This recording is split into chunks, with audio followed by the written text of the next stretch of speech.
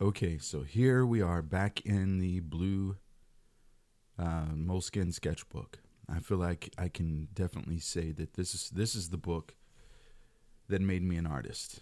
That's a big statement. But I feel like every sketchbook has an evolution. Every sketchbook has a life. It has a an arc of existence. And you know, when you're trying to work on method and technique, it's something that it should be obvious through the course of a sketchbook over the course of time. Some books progress slower, some quicker. This one for me seemed like it was a pretty quick progression from one point to another. I went through part of it before in a video, and I'll post a link to that in the description. But the first part we'll just kind of flip through, but you can kind of see the amateurish quality, some studies, some things that are happening here that I'm trying to go for. But it wasn't until the middle part of this book that things really started to change for me, and I really started to find my groove and become more consistent and do things that were, I think, more pleasing towards my end goals as an artist. One of those goals is to become more expressive, to rely less on methodology, but rely on true knowledge and a lot of feel. Like some of my favorite artists are there's a soul to their work. There's a personal quality that can't be replicated. It can't be easily copied um, or expressed by another person because it's so individualistic. And I feel like when you are going through the amateur stage of art, that something that happens is that your work looks like every other amateur. And as you begin to grow out of that phase and find your own voice and rely on knowledge, combined with methodology, combined with experience, you begin to develop your own voice, your own unique style. And I feel like around this point in this sketchbook, I began to develop my own style, began to develop my own not methodology necessarily, but my own way of expression, my own way of being.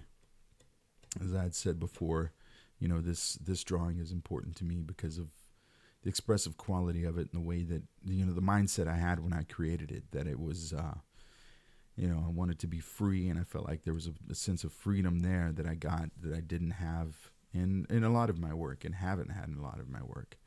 And being able to do master studies and see how some of the people that I admire and would call my art heroes, how they work and try to work in the same methodology, trying to become more expressive, not with just, my line work and my technical quality, but expressive in the portraiture, and use character expressions to convey, to convey certain, you know, emotions as well.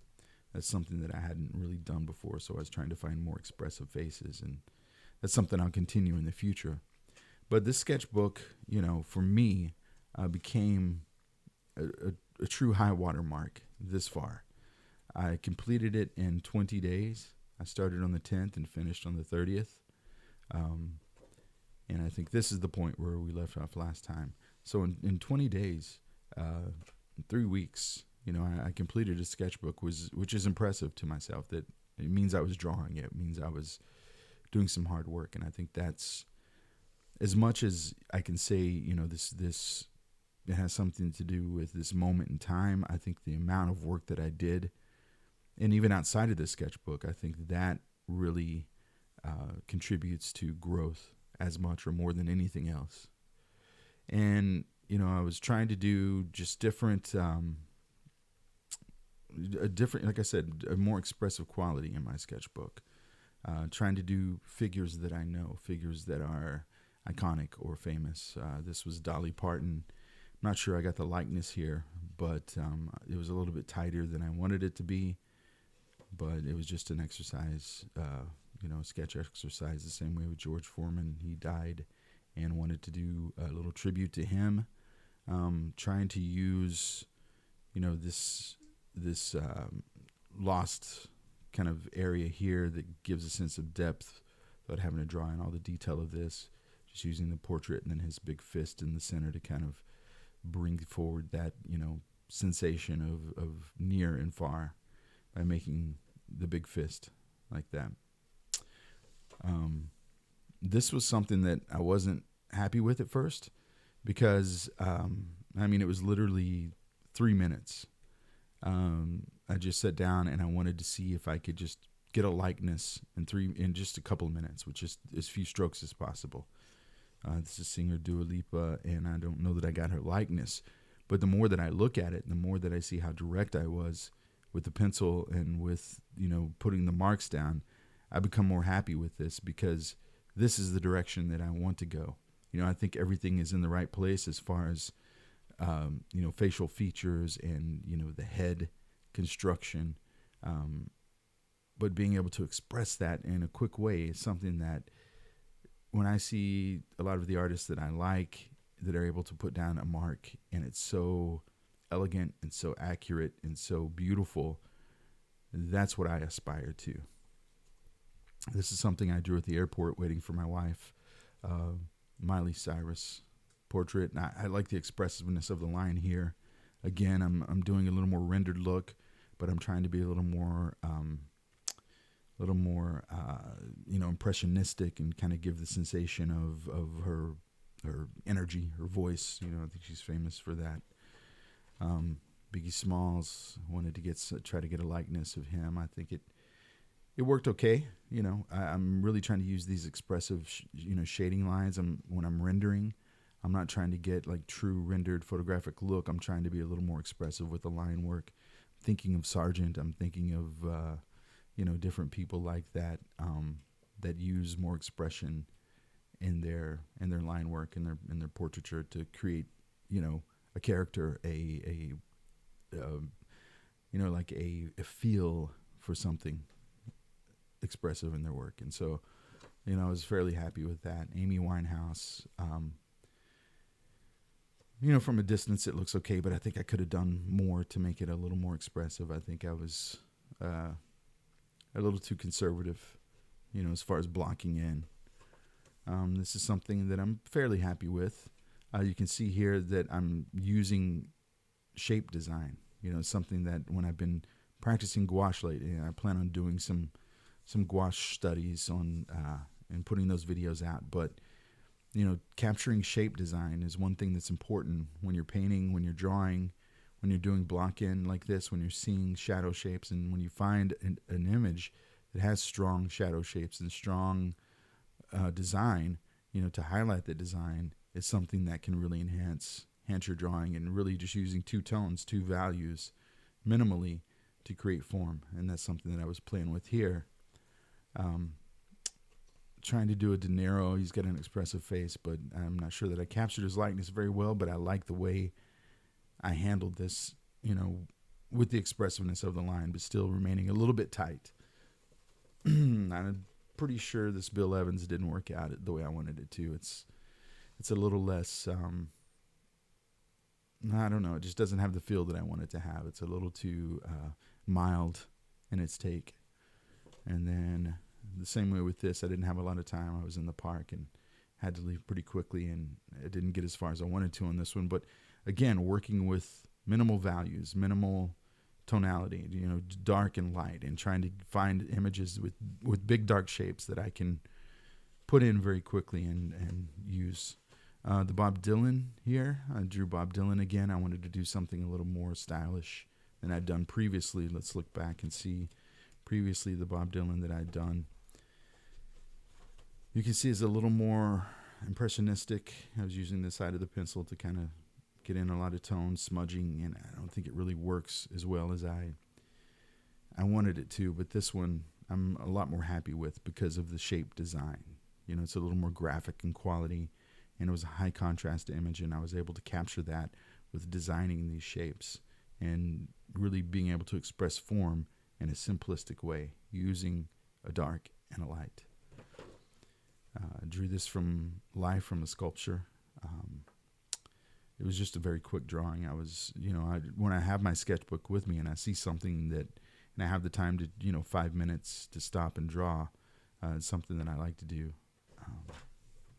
And that's how the sketchbook began, and that's how it kind of ends, is with that sort of thing being out and about. But otherwise, I'm in drawing in my studio or drawing on the sofa or drawing, I think this was in Waiting on My Wife again, and just popped open Pinterest and was looking at blues musicians and the great Muddy Waters, trying to capture him quickly with a gestural kind of line work, and really, like I said, you can see that, even when you're dealing with someone with dark skin, when you're dealing with, certain tonalities, it's all about using those shapes of the shadows to define the form. When you can begin to do that, I think that it really changes things. And that's why I think in this book, more so than any other book, it's helped me to become an artist, because of the way that I'm seeing now. I want to see like a painter. I want to see like in this particular method and style. Roger Moore, James Bond, quick sketch. And then this is the last sketch in the book. Again, working on these deep shadows, really kind of trying to use minimal tonality and create form by using just darks and lights. This book is important to me, and it's something that, marks a big turning point in my growth. And I can say that, from here forward, I can see a path for myself as an artist. I can see a path for myself, creatively, that leads to painting, that leads to more finished portraiture, things that are bigger projects, not just sketches and books like I've been doing. And when I say not just, it's something that I feel is so important to sketch every day, even if it's just one sketch. And obviously I sketched more this month than I have ever. And I can see my growth. I can feel my growth in my mentality and my the way that I'm seeing. And so it's important to me to continue sketchbook practice, but it's also becoming more important to me to take these concepts and these methods that I'm learning and applying in my sketchbook and bringing them out of my sketchbook into finished pieces, larger finished pieces, whether I'm using charcoal, graphite, gouache, whatever the medium might be. I'm getting to the point where I feel like I want to be able to express myself outside of sketchbooks now. And so, I'm glad that you were following along with me. Like and subscribe. We've got a good thing going here, and I think that, I've really enjoyed the comments on, these sorts of videos and the feedback on my sketchbooks. And I really love it when you comment on how sketchbooks are working for you, how you utilize your sketchbook, and how you feel like sketchbooks help you to grow and help you maintain a certain practice in your work. So leave some comments along those lines, and let's start a conversation. And until next time, keep drawing, never stop, and we're going to get there together. So thanks for watching.